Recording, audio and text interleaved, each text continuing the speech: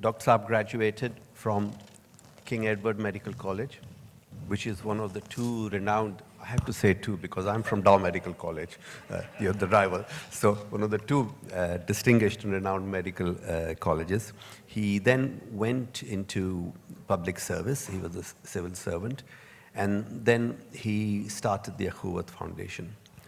Dr. Saab, when did you decide that medicine or civil service is not for you, and you are going to devote your life to the service of humanity and your people and the people of Pakistan?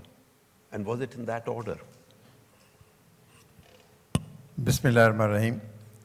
पहले तो मैं मुंतज़मीन का vassal का बहुत मशकूर हूँ, आपका मैं बहुत मशकूर हूँ कि मुझे दावत दी गई, और इससे भी कहीं खुशकिस्मती का आलम है कि मुझे इफ्तिखार आरफ साहब के पहलू में बैठने का शर्फ हासिल हुआ।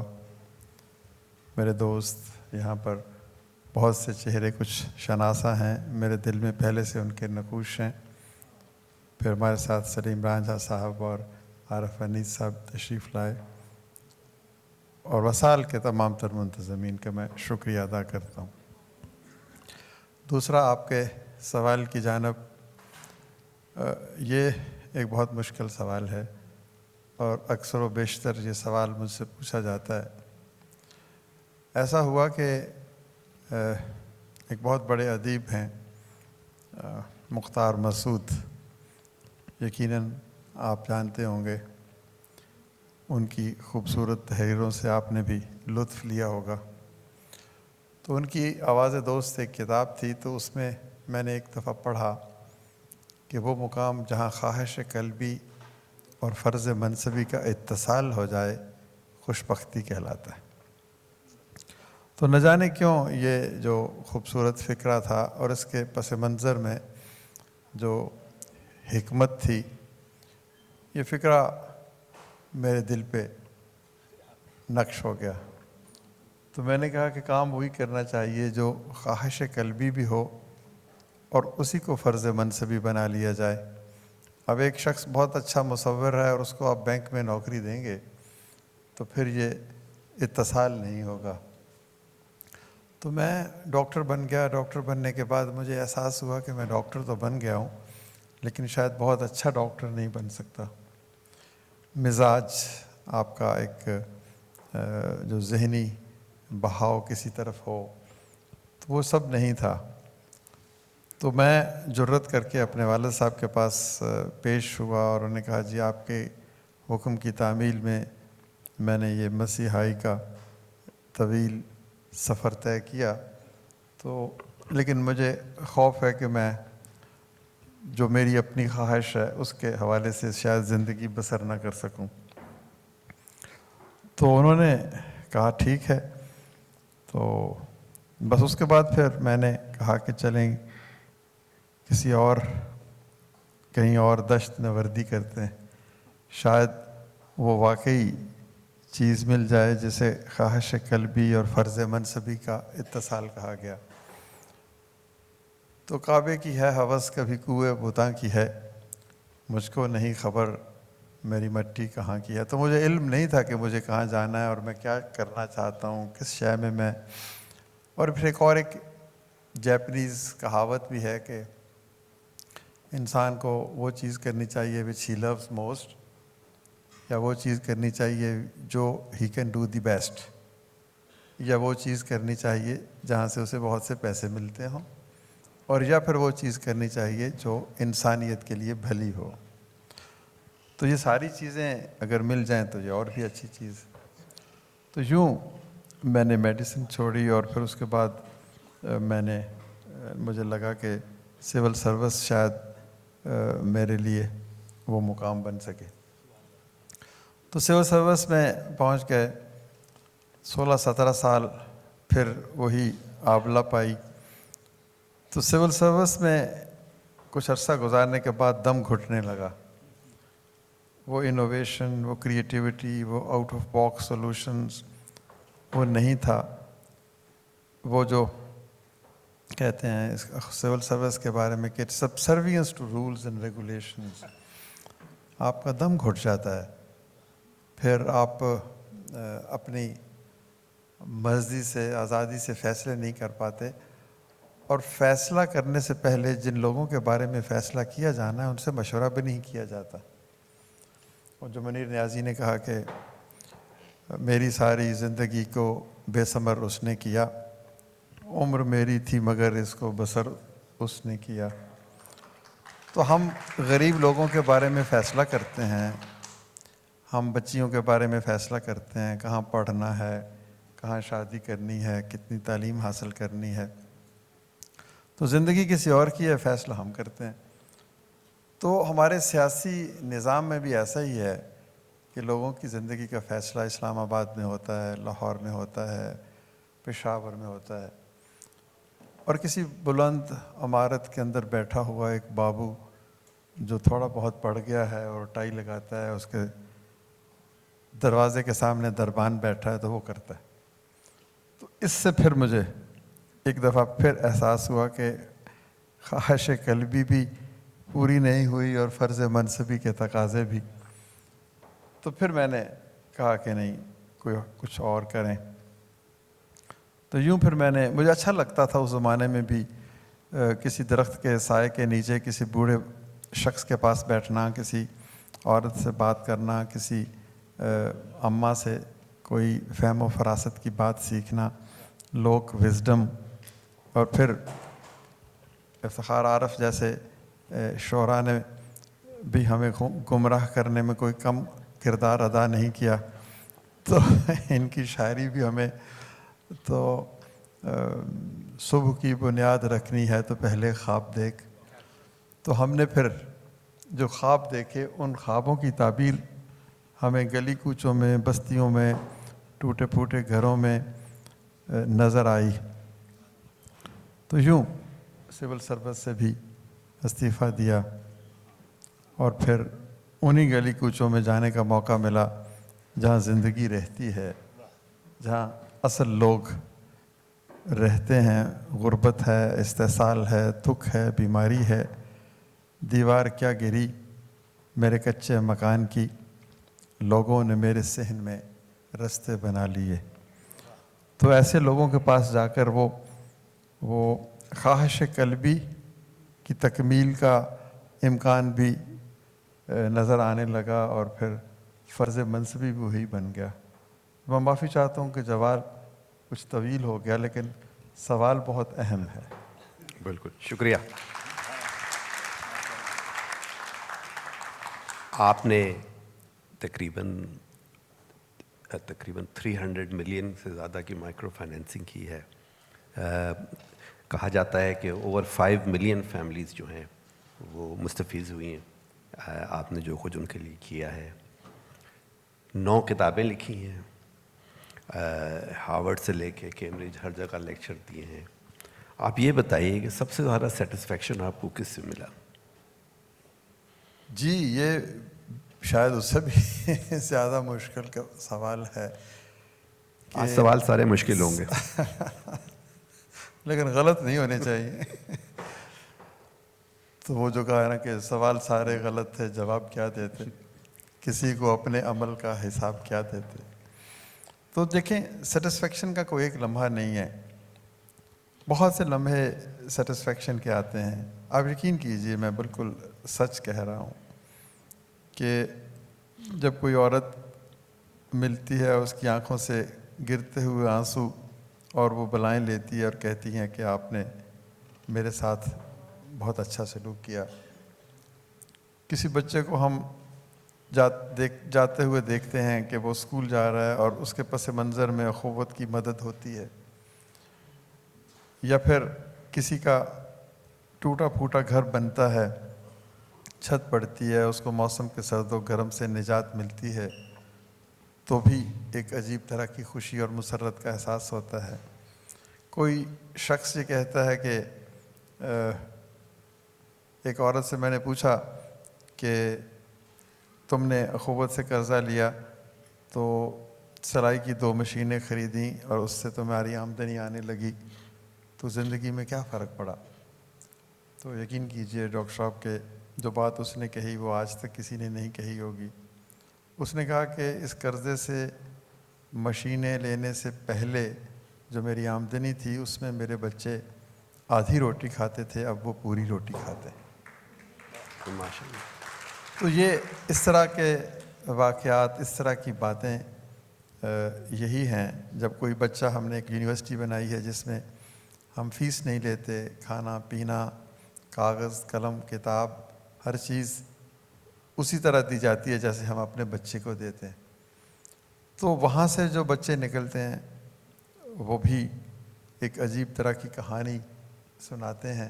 ان کی آنکھوں کی چمک اور ان کی آنکھوں کی روشنی اور ان کے حوصلے اور ان کی عزائم, میں خوش قسمت ہوں کہ مجھے ہر دوسرے چوتھے روز کوئی ایسا شخص ملتا ہے جو ٹوٹے ہوئے حوصلوں کو جوڑ دیتا ہے اور ایک لازوال خوشی اور مسرت کا احساس بخش دیتا ہے.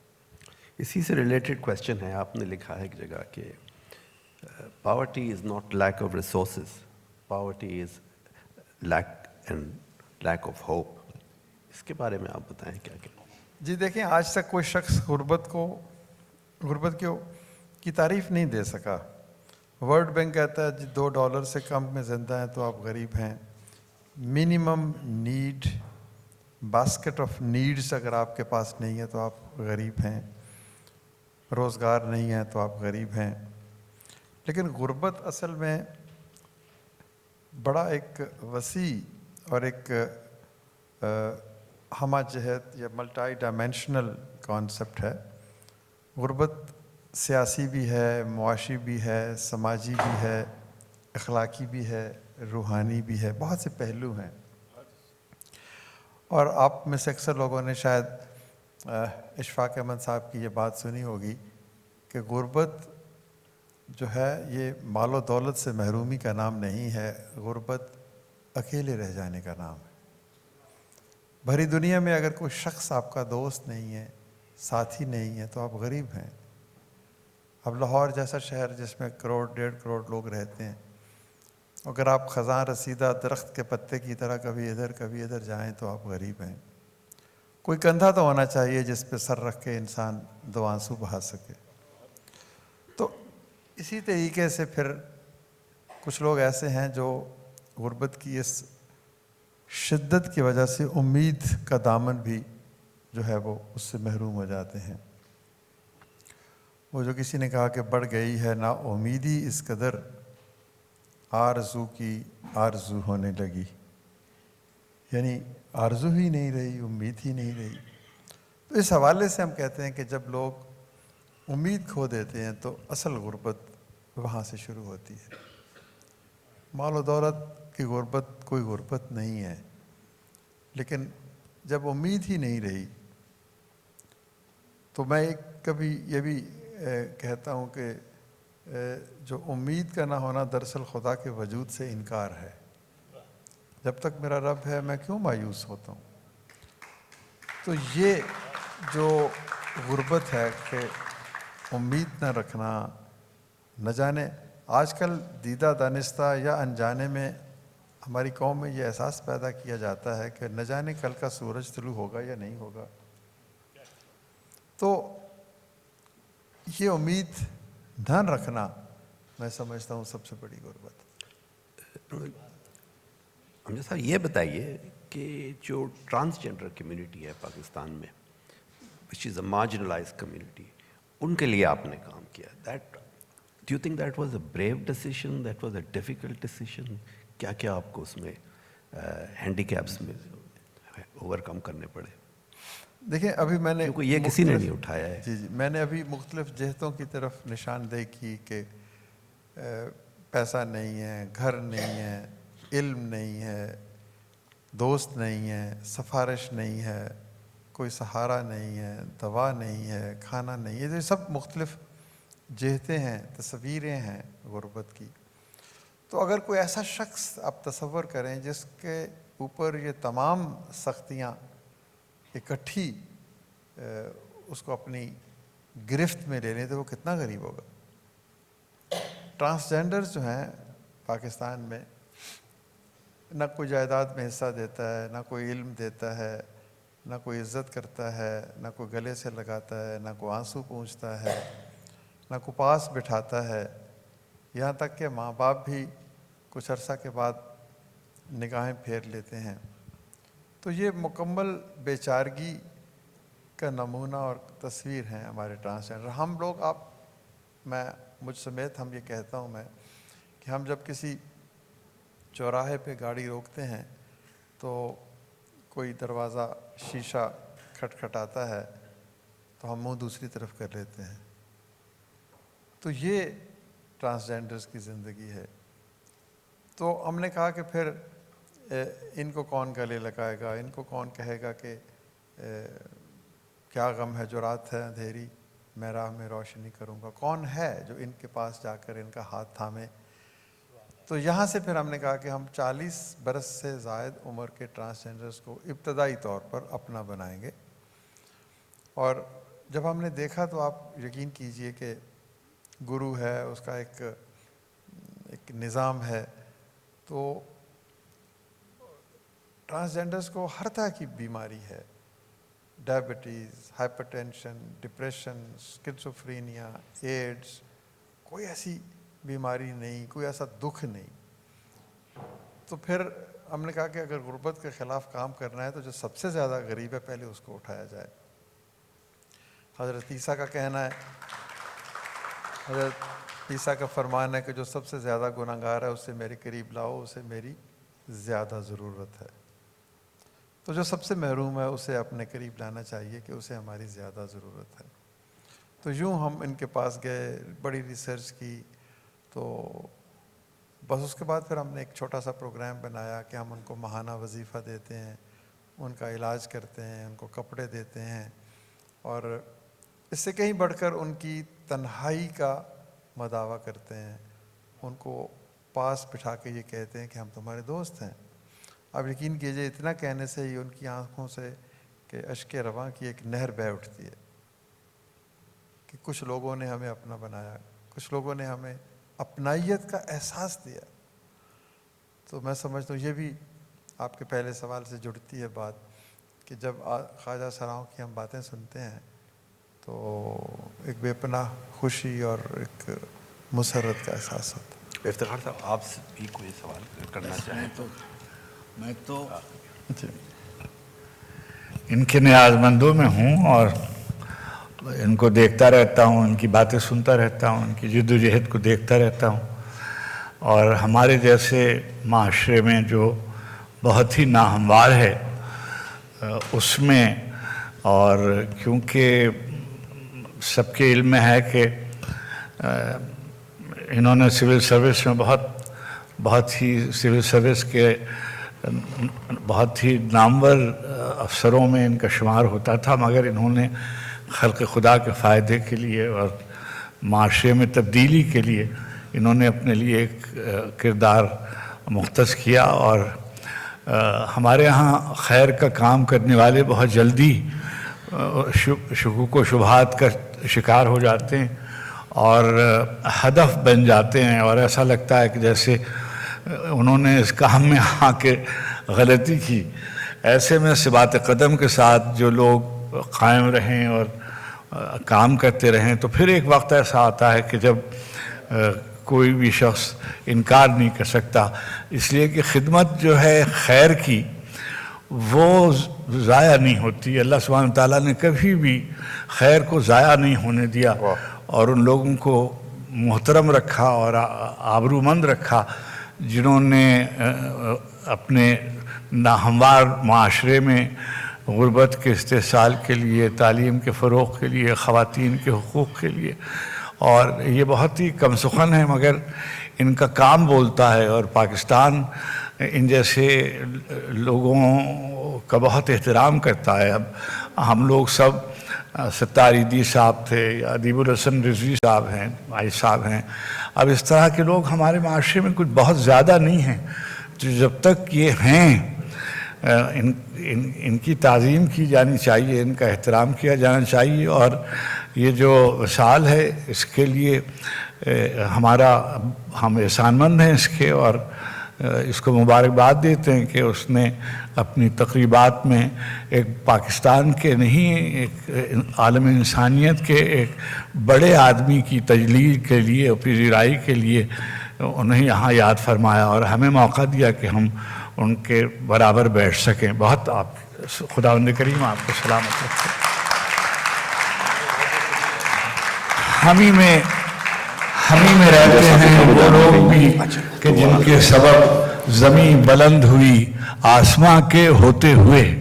تو آسماں کے ہوتے ہوئے آپ بلند ہیں. میں انتہائی عجز و انکسار کے ساتھ آپ کی اجازت سے کہوں گا کہ افتخار صاحب کی زبان سے جو لفظ ہیں یہ میرے لیے بہت بڑا انعام ہے. اور وہ جو ہم تو خیر اگر یہ برا نہ منائے تو میں یہ کہوں کہ بچپن سے آپ کو پڑھتے چلے آئے ہیں کہ وہ میں نے جب بچپن کہا تو وہ جو اقبال نے کہا کہ تو نے یہ کیا غضب کیا مجھ کو بھی فاش کر دیا، میں ہی تو ایک راز تھا سینہ کائنات میں. تو میں صرف یہی کہوں گا کہ چاہیے اچھوں کو جتنا چاہیے، یہ اگر چاہیں تو پھر کیا چاہیے. بہت مشکور ہوں آپ کو.